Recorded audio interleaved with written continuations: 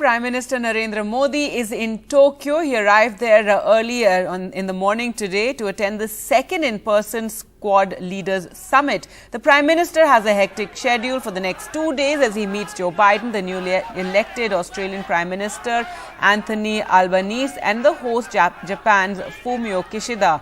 This amid the raging Russia-Ukraine war. The Prime Minister tweeted, landed in Tokyo, will be taking part in various programs during this visit, including the Quad Summit, meeting fellow Quad leaders, interacting with Japanese business leaders and the vibrant Indian diaspora.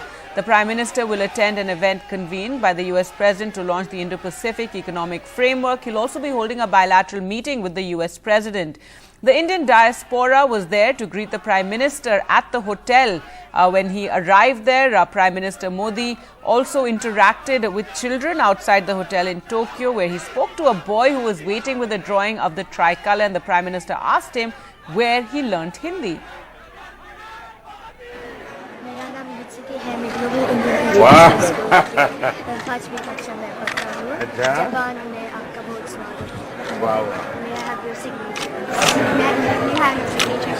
तो कहाँ से सीख लिया तुमने हिंदी? हैं? बहुत अच्छा जानते हो? वाह वाह। और जापानी में क्या लिखा है? ये 3 भाषा लिख दी।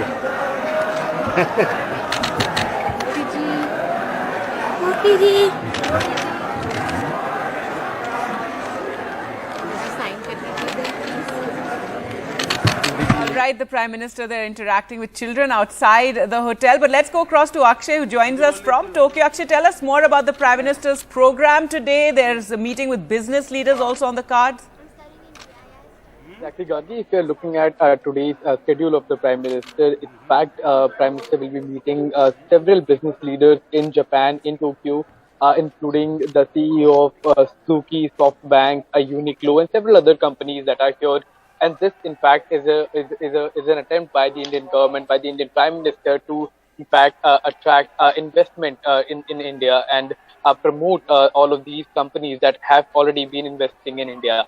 This, in fact, not only has a business significance, this the Quad Summit, second in person, has huge geopolitical significance as far as the Indo-Pacific region is concerned. We have seen that in Australia, newly elected Prime Minister Anthony Albanese was also very excited to, in fact, attend the Quad Summit. He said that he is committed to work in cooperation with the Quad leaders and especially with India.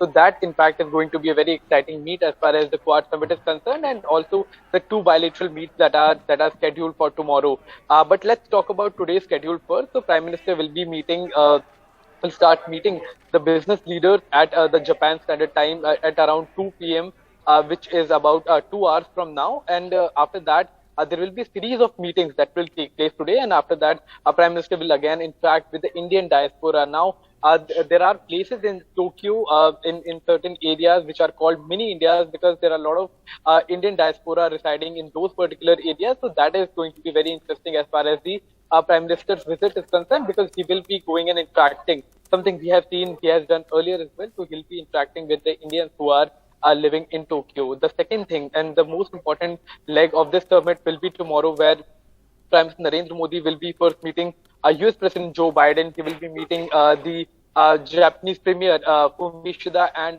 the newly elected Prime Minister of Australia, Anthony Albanese. Now, as far as the Ukraine-Russia war is concerned, this Quad Summit has huge geopolitical significance. We have seen that all these 3 countries of Quad, except India, Australia, US, and Japan, they have been very, very critical of Russia's move.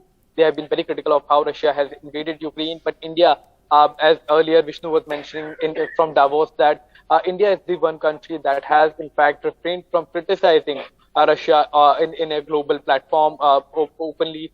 India has not voted against Russia in UN votes as well. So that is going to be a very interesting conversation, very, very important conversation. And we have to see that what exactly is going to be the stand of Prime Minister when he meets the US President and the other 2 leaders